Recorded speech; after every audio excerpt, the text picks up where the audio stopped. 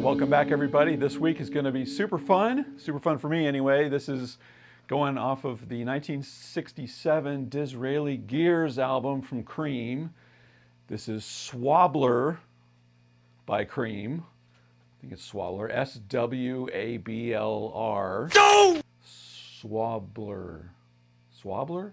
Or for short, the SWLABR.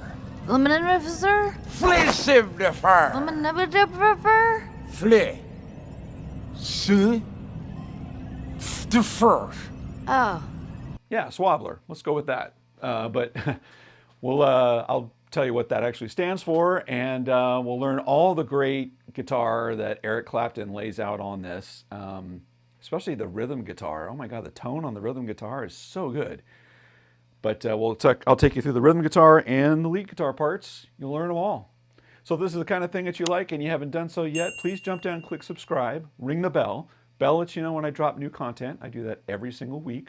All my videos have chapters in them, so you can jump right to the part of the lesson that you want to see and bypass what you don't. And if you're looking for other ways to support the channel, I appreciate that. There's thanks, just like throwing a tip in the tip jar. Or even better, you can join my Patreon page where I've got chord charts and tabs for all the lessons I do on YouTube, just like this one. Links in the description, so check it out.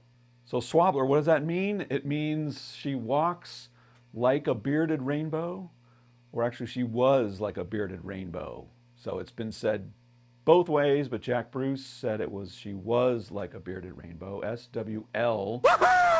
I think I had it wrong earlier. Yeah, so the song's written by Pete Brown, who was the collaborator on a lot of those Cream songs, and Jack Bruce. And Pete Brown said it was a song about, you know, when your girlfriend dumps you and you're sort of defacing her pictures, drawing mustache, beard, whatever, on their picture. That's sort of where that comes from, lyrically, supposedly.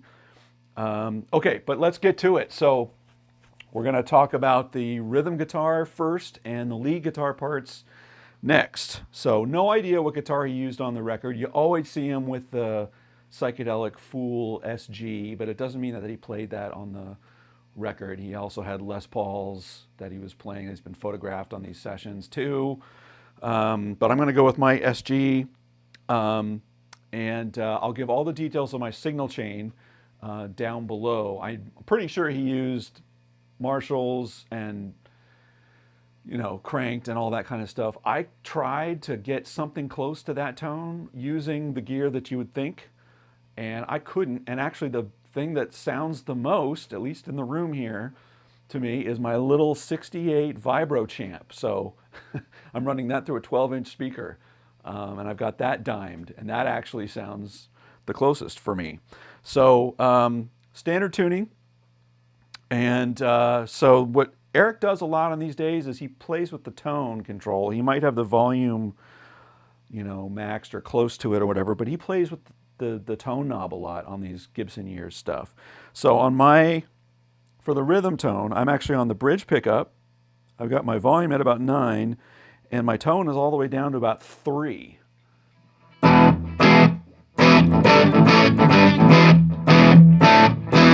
It's like I don't know, on the record, I'm sure there's all kinds of other stuff going on the record with EQing, but there's not a lot of high frequencies. It's not fully rolled back on the tone where it's all muffled. You know, it's not that.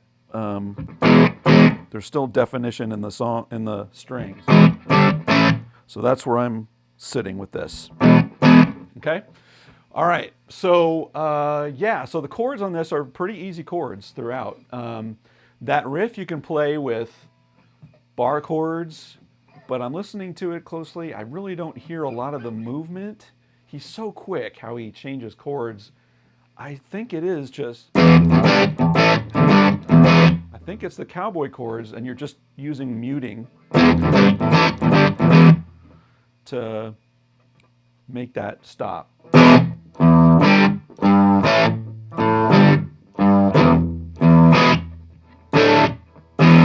Something like that. Like those little root note hits are so subtle. And you could do it with bar chords.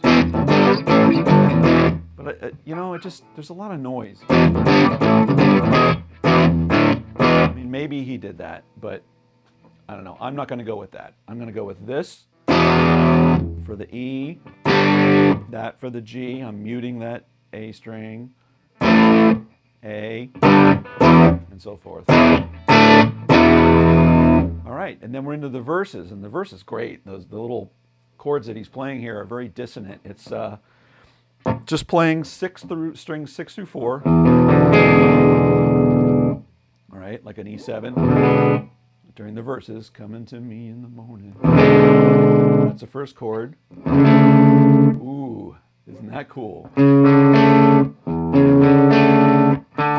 You hear that D string in there very plainly, but you get that rub, right?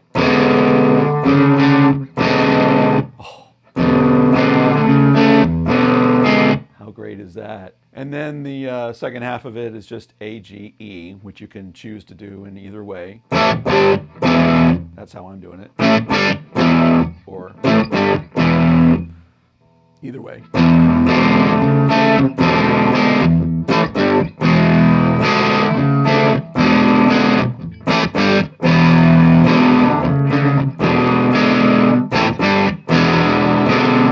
Half measure. And then you end with a turnaround from C to B. And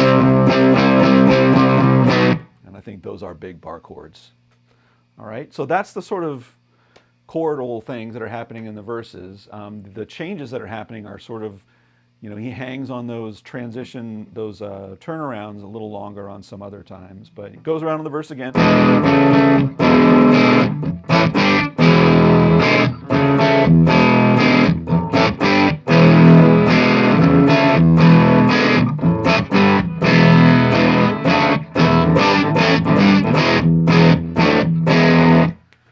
And then I think there's another, then we go to a bridge. And the bridge chords are C sharp minor and an E. It's like the Hendrix chord, sort of. It's like an E major, like if an E dominant 7, like this chord. But you're playing the note that makes it a minor, the G. So again, you have a G and sort of a there's a G, but you got that major thing going on there. So that's the second chord, but he doesn't play it as a chord, he arpeggiates it. That's how he does it. So the C sharp minor is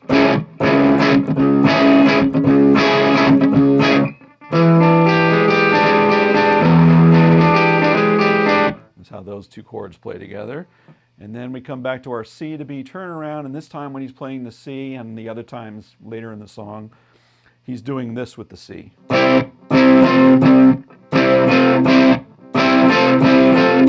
You know, you're just flattening that out to make like an F. But you're just leaving that C on there.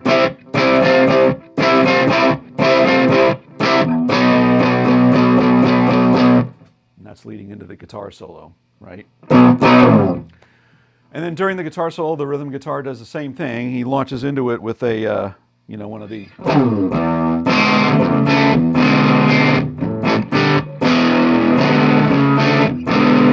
It's the same as the verse pattern.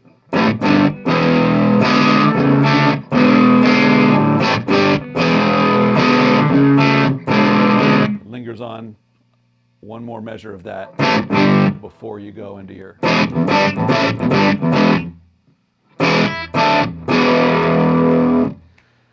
and then it comes out and does another version of the bridge, and very similar. He plays the C sharp minor a little different. It's more of that vibe. Back to this. This is the same.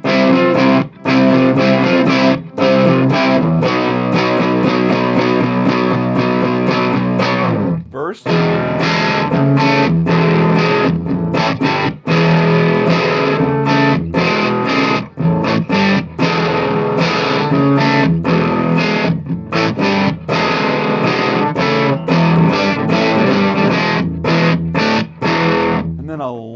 set of measures on the C. Such good responses. That whole part. Rainbow feet. All right, so I think it's 2.5 measures. I've got it all tabbed out for those of you who have Patreon membership. I've got it all tabbed out in the guitar profile for you there too. Yeah, so just a longer C. And then you're in.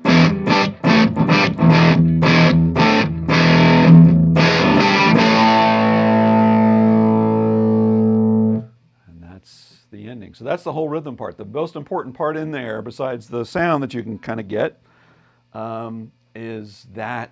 I just love that.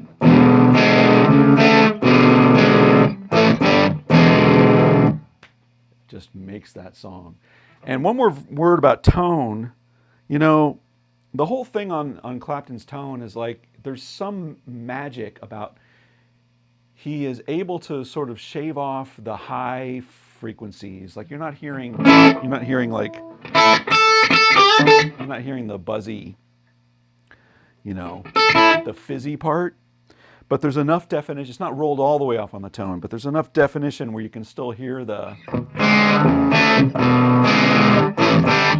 you know, when you're doing those parts, but it's, you know, sort of sits in that sort of low mid frequency place. Anyway, my humble opinion anyway. I love the Gibson years for Eric.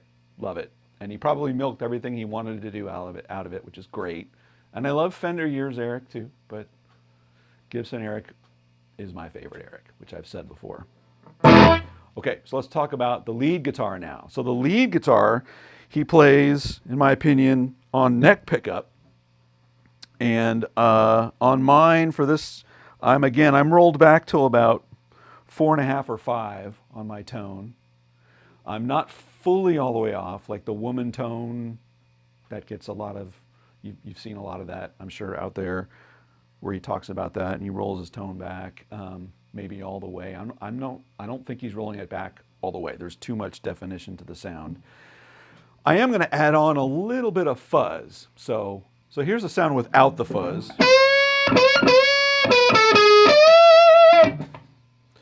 Here's with it.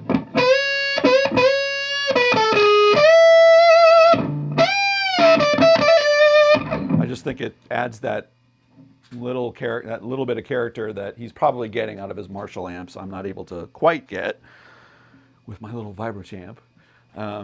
But that just, for me, at least in the room, sounds pretty damn close. So let's talk about those parts. So on the intro, so the lead guitar, in my opinion, it's an overdub. All of it's an overdub. And in the intro, you know, we learned about, you know, so it runs through that. It runs through that one time. And then the lead guitar comes in and he just plays single note. Okay. So he's just doing the single note of that part. And then it's a call and response, right? The rhythm guitar is playing the, you know, rhythm guitar is playing. And then there's a response. Ba, ba, ba. So that part is, so what you're doing here is you're taking, think of an A chord and a G, resolving to an E major, right? I always thought it was both of those notes, but listening to it closely, it's really just that major third, right? Right. So that's the call and response.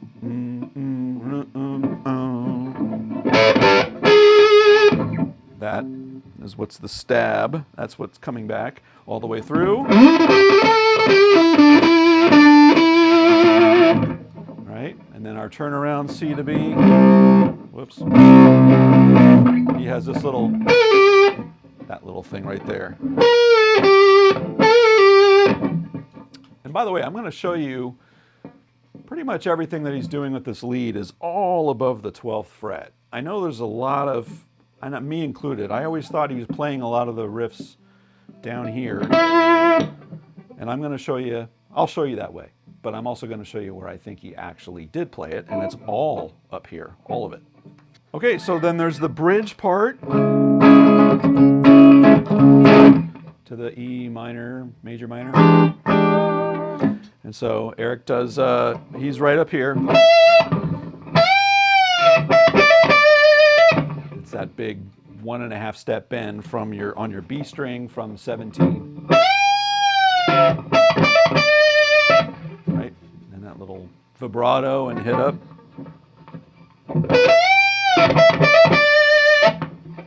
There you go. Then the next little lead that he does is leading into the guitar solo, and that's again during the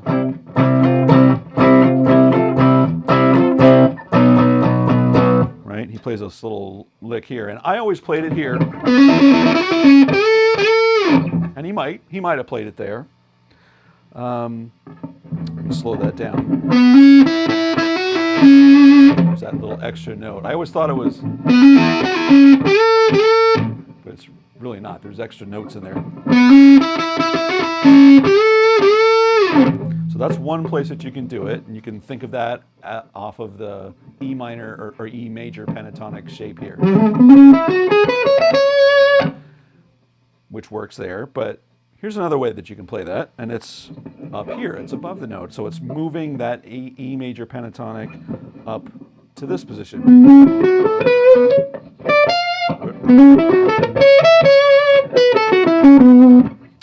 So something about the quality of the string, the thicker wound string, it just sounds more like it to me. I don't know. Maybe just me. All right. And then we get into the solo proper. So I'm going to show you first how to play the solo the way that you'll probably see it played by a lot of guys on YouTube and out there, and myself included. I always played it this way before. But it always presented some odd bends if I wanted to mimic what he was doing. You know, you can do it, but your hands are sort of falling in a place that, I don't know, it just sets off alarm bells for me that it may not have been the spot. And I'm going to show you where I now play it and where I think he probably did play it up here. So here's the solo. Here we go.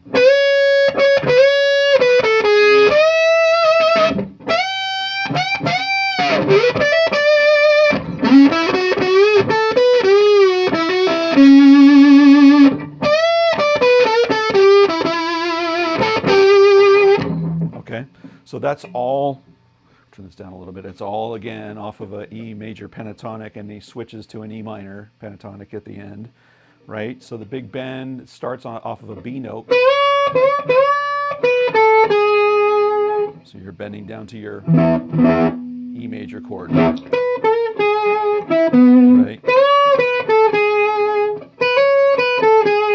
That's the notes, right?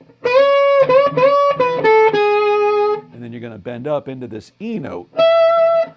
So when you fall down here, it's sort of weird to, at least for me, to get a full step bend. I got to fret on the D note here on the 10th fret. And I don't know if it gives you trouble.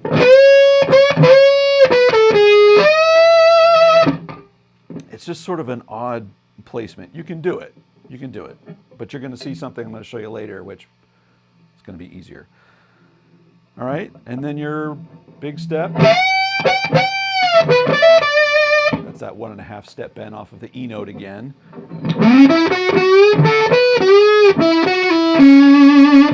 That one it's all right, it's doable, but again, it presents a weird spot to grab that A note. Because I'm bent up, and you want to get that A, and it's sort of an odd position there, right? Like that's where you want to, your finger is naturally. Anyway, you can do it, but it's a little tougher.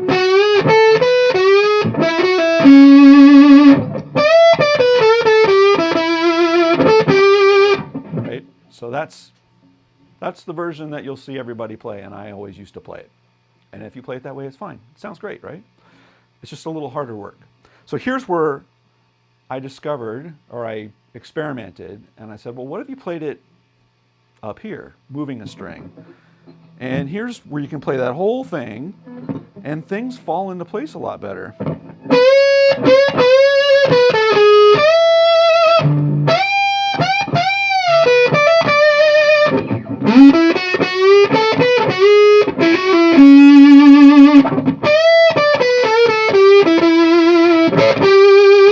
And it's all, the end's the same. But try that. Try it. It feels a lot better. So we're bending off of the, our first bend is on the G string now. It's on the 3rd string. We're grabbing our B note up here on 16 on the 3rd string, right? And we're just doing a full bend. And we walk down to our major 3rd for our E again. But now your fingers are positioned right there to do that bend into the E note. It just lands right there. And then our big bend, again, staying on the B string. Again, right there in our little box.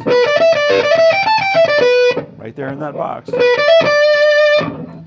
And then the major, you know, we were doing it down here. Well, now everything is 2 frets apart if we move it over a string and do it up here.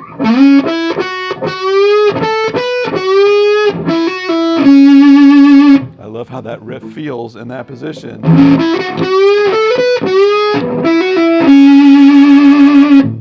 And you get a different wiggle and a different tone on the string. So, and that ends it the same. But anyway, I'll get off my soapbox. But if you haven't played it in that position, relearn that solo in that position and play it there for a while. It's super cool, and things fall right into place. Okay, moving on. So coming out of that solo, it goes back into the bridge section. And he does another version of that big bend, you know, again, the bridge section. And over that E, he does this.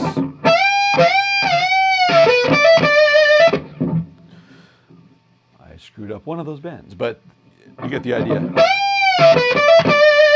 Just a classic Eric Clapton there. And then the turnaround, C to B. And this is sort of a basic one. If you want to stick with your theme up here, it's all on the 4th and 5th strings now.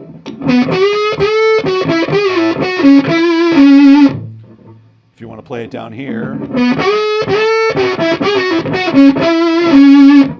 same kind of thing. So anyway, the wiggle gets different when you vibrato the string, you know, the 4th wound string up here versus it's just different. It behaves differently, and you get different overtones. I love it. All right. Then there's the long drawn out C.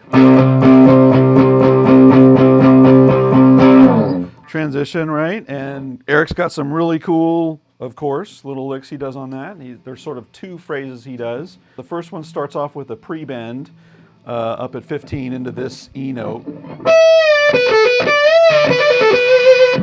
Right? That's the first one. You know, Jack Bruce keeps going.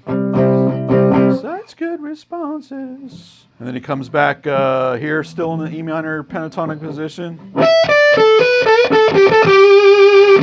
Might have had those first 2 notes reversed. So, first one. Such good responses. Got that rainbow feel. And the rainbow has a beard.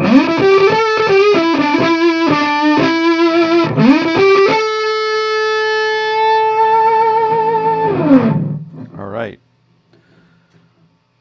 Well, ladies and gentlemen, that is my version of SWLABR. She walks, or she was, like a bearded rainbow by Cream, and I hope you learned something new today. So if this is the kind of thing that you like and you haven't done so yet, please jump down, click subscribe, ring the bell, Bell lets you know when I drop new content. I do that every single week. Let me know in the comments what you think about this, and if there's another lesson you want me to take on and do something similar, let me know what that is too. And until next week, take care, everybody.